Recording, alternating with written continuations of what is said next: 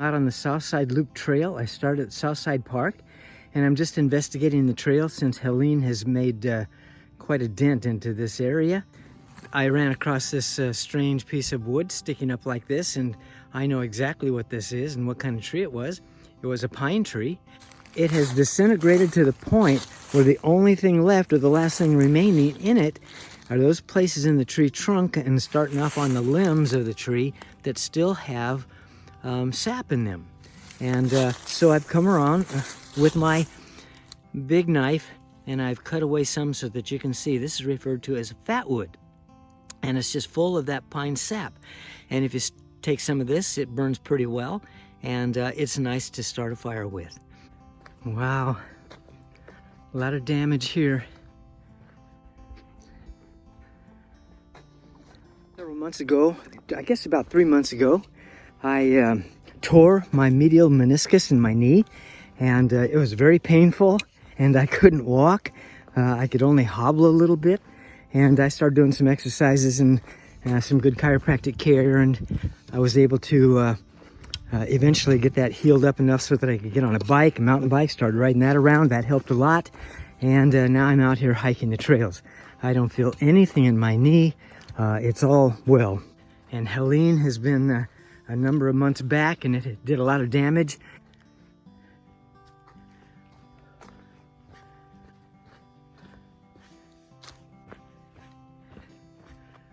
Well, shucks.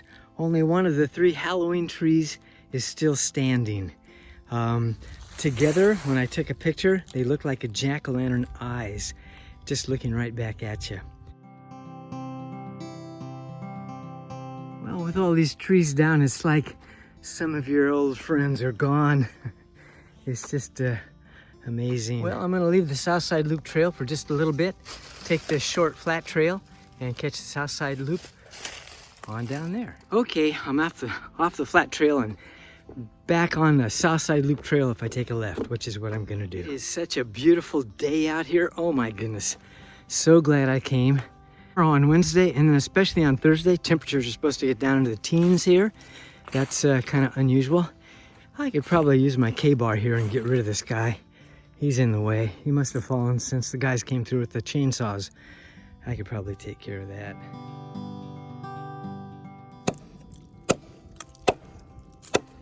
So those wonderful people came along just in time so that when I got this end cut, all we had to do is lift that tree branch up and haul it over there.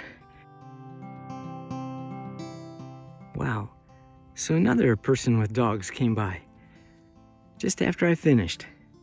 Well, this is Fair Forest Creek. It's on the north side of the Southside Trail. Yeah, I'd say that covered up the trail pretty good. Look how delicious looking this fatwood is on the remnants of this tree. I wish you could smell how wonderful this fatwood smells. It is just wow. Glad I didn't bring my mountain bike this trip. Okay, I know I can get through here. Okay, yes, I can get through here. Yeah, this is sad. This is an ironwood tree. See how it's kind of invaginated and has these ridges on it? And same with this one coming up out of that same stump. Ironwood tree. And they make good ironwood poles or ironwood trekking poles. This is an ironwood pole that I got in North Carolina and last year sometime. And this is an ironwood pole that I just harvested off of a tree that was pushed over back there where all those trees were. I just can't believe how gorgeous it is. And tomorrow and the next day, how frigid it's gonna be. We're even expecting, they say, some snow, maybe some ice. But I'm gonna make the most of today while I can. There's something about being in the woods, hiking these trails, that just, I don't know. But for me, it just feels like you need to get out here from time to time. I've hiked the Foothills Trail 4 times in 1 year. It's a 76-mile trail, and it starts at one state park and ends at another. Table Rock State Park, I've started there and ended up in Oconee County State Park over there. But what a trip. It should be about a 6 or 7 day hike.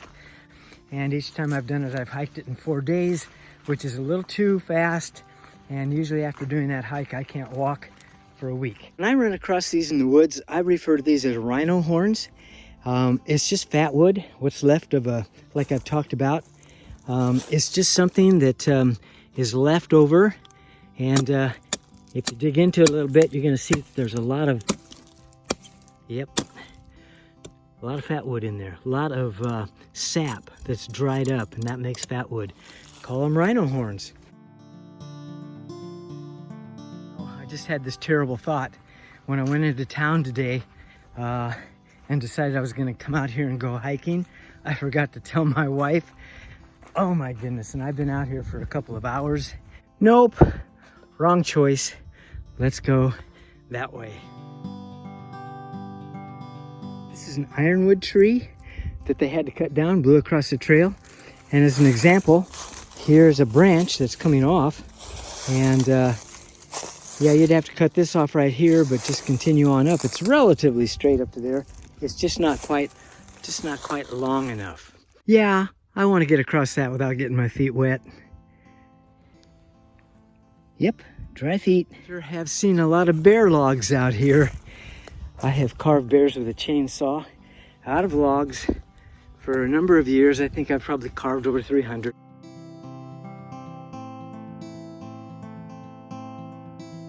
That's how I pay my way to Edisto Beach State Park to go camping and fishing. That I'm retired, we have an Airbnb. We call it Bear Country Hideaway.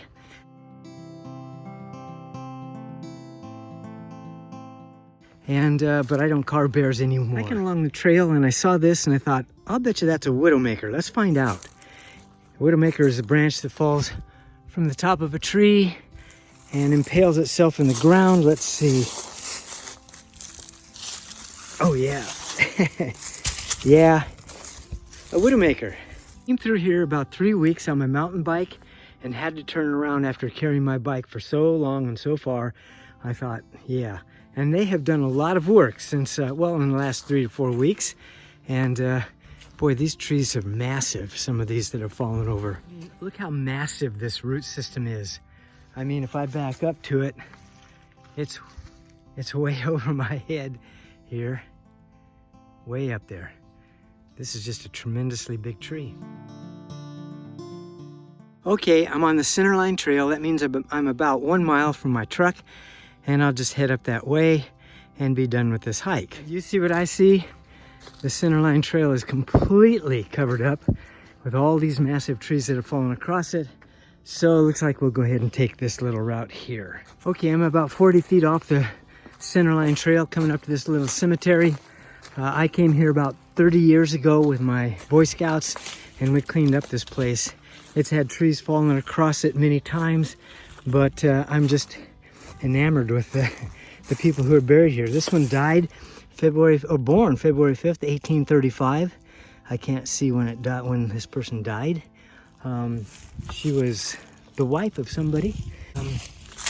This one here, let's see, Charlotte Clark, born January 20th, 1789, died 1870. Wow.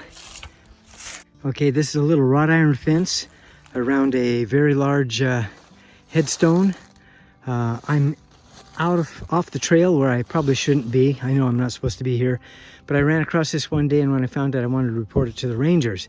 And what this is it's a grave site for a reverend who came from up north, settled in this area. His wife died up north. He had some children, brought them down here. And this is near Pacolet, so he must have taken care of some of the people that were in his parish, or whatever you want to call it, while he was in this area, but 1800s. And I just kind of feel a connection to this guy. I came here by accident. I was on the Southside Loop Trail. I accidentally, with my with my great big knife, my K-bar, cut off the tip of my thumb. It was bleeding profusely, and the only way I could stop the bleeding was to hold my thumb tip against my finger, my first finger. And so I thought, I got to get out of here quick. I got to get home. And the quickest way to the parking lot was to cut through the trails. And that's how I accidentally stumbled across this thing. And I check on it from time to time to make sure that this big stone hasn't fallen forward.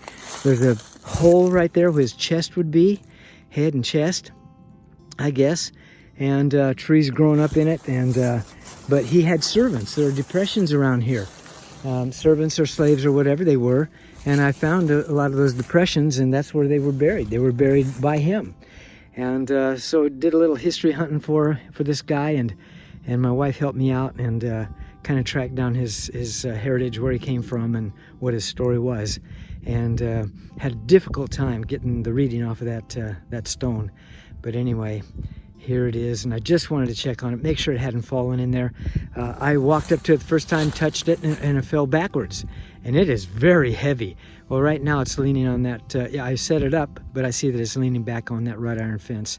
And anyway, I thought that was very, very interesting. Yeah, I'm gonna skip the Fern Gully Trail, stay on the Southside Loop Trail. I'm probably 5 minutes away from my truck. Yeah, my knee with the torn meniscus is doing fine. I don't feel a thing with it. My body feels great. Just thankful that I can get out here and hike these trails. Yeah, I'll be 75 this year. I can't believe it. I mean, what happened? I mean, it just seems like the other day I was 16 years old, and now, wow, 4 kids, 14 grandkids. Hey, if you can get out and start doing hiking and getting out, you need to do it. Time is gonna fly by. I love being alive. I love all the things that we can do with these bodies of ours. It is amazing. It is amazing.